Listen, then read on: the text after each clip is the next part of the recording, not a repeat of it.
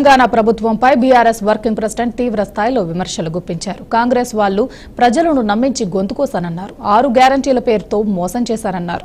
ఇచ్చేదేమీ లేదని గొప్పలు మాత్రమే చెప్తున్నారని అన్నారు. చూసిరా అందరూ టీవీలలో బాగా వస్తుంటది.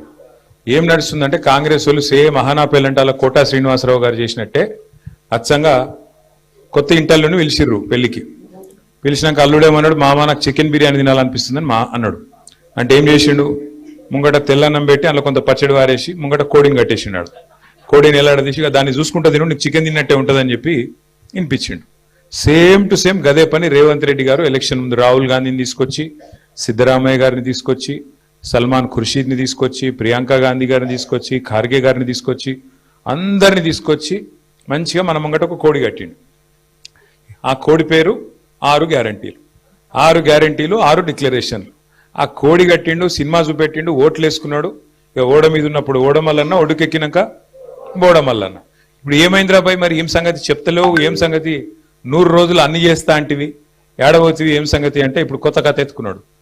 నాకేం తెలుసు, ఇక్కడ లంకె బిందెలు ఉంటాయనుకుని వచ్చిన, లంకె బిందెలు లేవు కాబట్టి నేను చెయ్యా. డైరెక్ట్గా చెయ్యా అని చెప్తాడంటే చెయ్యా అని చెప్పాడు.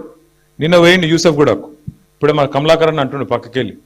యూసుఫ్ కూడా కేవలం పిలిచినట్టే, అదే కొన్ని సన్మానాలు ఉంటాయి. ఎట్లా అంటే మన దండ మనమే తీసుకుపోవాలి, మన షాలు మనమే పట్టుకపోవాలి, అట్లే మనను కపెటోని కూడా మనమే కొంటపోవాలి. కొంటపోయి బల్మీటికి మనం సన్మానం చేయించుకొని